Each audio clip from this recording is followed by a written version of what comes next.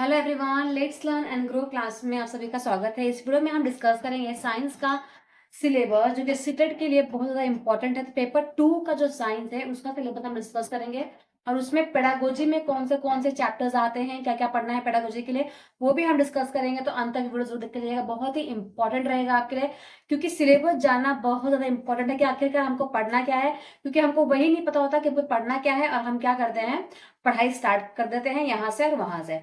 ठीक है, तो सिलेबस फॉर साइंस आपको सबसे पहले क्या करना है, ये पेपर 2 का साइंस है। ठीक है, तो 6, 7 और 8 का आपको क्या पढ़ना है एनसीईआरटी पढ़नी है। 6, 7, 8 की एनसीईआरटी आपको पूरी तरीके से अच्छे ढंग से पढ़नी होगी पेपर 2 के साइंस का। ठीक, पेपर 1 में साइंस नहीं होता, ईवीएस होता है। ठीक है, ओके। इसके बाद थर्ड जो चैप्टर रहेगा आपका वो रहेगा फूड। फूड के बारे में बहुत सारे चैप्टर्स जो है, बहुत सारे क्वेश्चन जो है एग्जाम में आते हैं।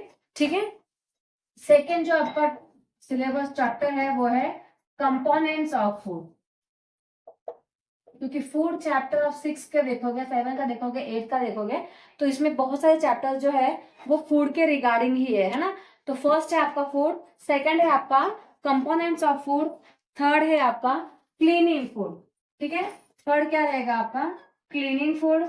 कौन से फूड जो है बॉडी के लिए अच्छे होते हैं, कौन से फूड जो है बॉडी को क्लीन करते हैं, टॉक्सिक जो होते हैं टॉक्सिक को बाहर निकालते हैं, ये सारी चीजें इसमें दी हुई है। ठीक है, नेक्स्ट जो आपका चैप्टर है वो है मटेरियल्स। मटेरियल्स आपको पता ही है, साइंस में मेटल्स वगैरह के बारे में पढ़ना पड़ेगा, आपको मटेरियल्स के बारे में पढ़ना पड़ेगा। तो नेक्स्ट चैप्टर क्या है आपका मटेरियल्स। 6, 7, 8 का अगर आप साइंस उठा के देखोगे सारे चैप्टर्स आपको मिल जाएंगे। ठीक है, और वही चैप्टर जो है उसमें से ही क्वेश्चन जो है एग्जाम में पूछा जाता है। नेक्स्ट जो आपका चैप्टर है वो है मटेरियल्स ऑफ डेली यूज, कि किस प्रकार से हम मटेरियल्स का डेली क्या करते हैं, इस्तेमाल करते हैं। कौन से मटेरियल्स का है, कौन से यूटेंसिल्स है, मेटल्स है जिसका इस्तेमाल हम डेली करते हैं और ये कितने इंपॉर्टेंट है, कहाँ से पाए जाते हैं, कैसे बने जाते हैं, ये सारे क्वेश्चन सारे जो है इसमें पढ़ने को मिलेगा।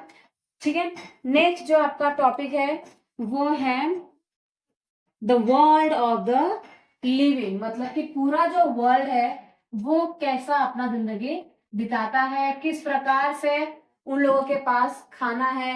जैसे कि फूड जो है वो भी, उसमें जोग्राफिकल फैक्टर्स जो होते हैं वो बहुत ज्यादा इन्फ्लुएंस करते हैं, है ना। तो नेक्स्ट जो है आपका है द वर्ल्ड ऑफ लिविंग, बहुत ही इंपॉर्टेंट चैप्टर, क्वेश्चन बहुत बार देखने को मिलते हैं इसमें से। ठीक है, इसके बाद आपका जो नेक्स्ट चैप्टर है वो है moving things people and idea, किस प्रकार से लोगों ने अपने चीजों में इन्वेंशन किया। And moving things people and idea.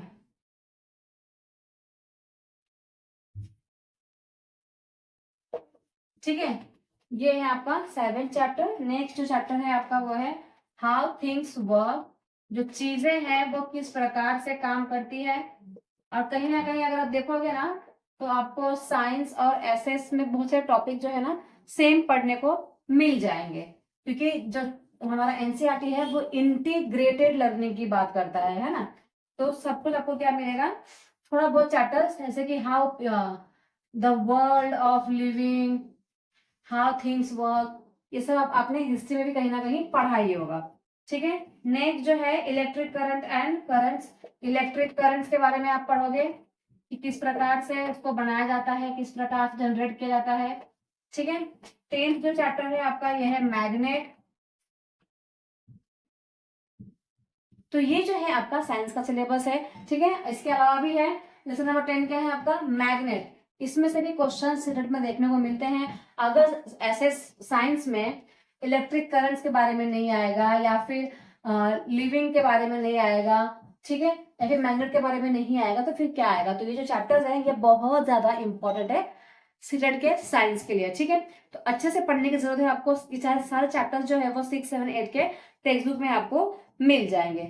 Next जो चैप्टर है आपका वो है नेचुरल फिनोमेना, कि किस प्रकार से नेचुरल डिजास्टर वगैरह आते हैं, ये आप हिस्ट्री में भी पढ़े होंगे, ठीक है।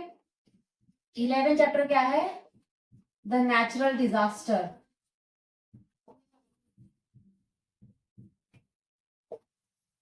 एंड 12th वन है नेचुरल रिसोर्सेज। ये नेचुरल रिसोर्सेज के बारे में आपको 8th स्टैंडर्ड की ज्योग्राफी में भी ये मिलेगा आपको, ठीक है।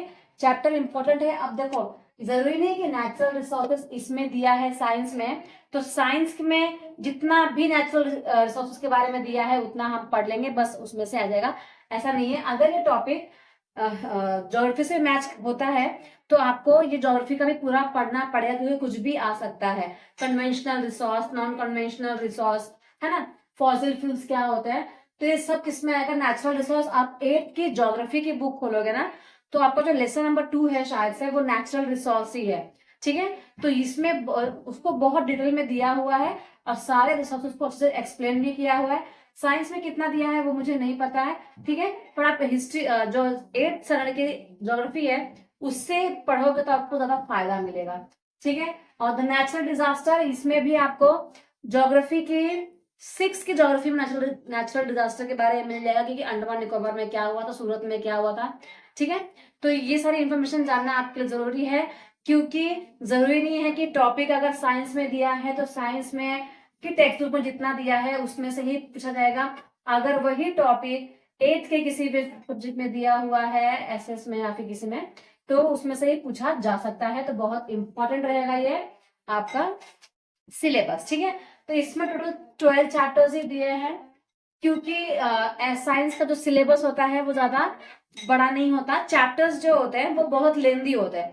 आपको देख के लग रहा होगा कि सिर्फ 12 चैप्टर्स ही है, इसमें आराम से पढ़ लेंगे, बट ये 12 चैप्टर्स 22 चैप्टर्स के बराबर है। जैसे कि हम हिस्ट्री में पढ़ते हैं, है ना, कि भाई 10 चैप्टर है, सब में टोटल 30 चैप्टर है, पर वो 30 चैप्टर जो है 5-6 पन्नों में खत्म हो जाते हैं।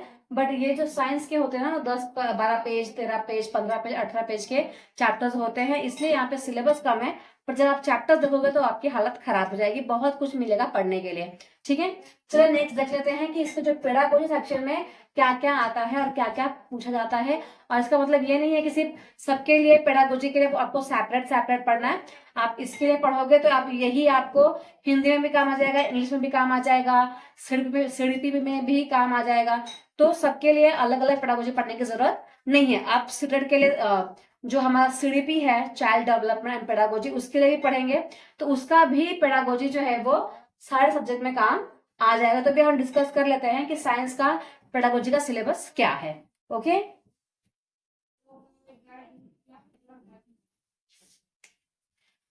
तो इस वीडियो में इतना ही, मिलेंगे नेक्स्ट क्लास में। वीडियो अच्छी लगी है तो चैनल सब्सक्राइब कर लीजिएगा और लाइक कमेंट शेयर जरूर कीजिएगा।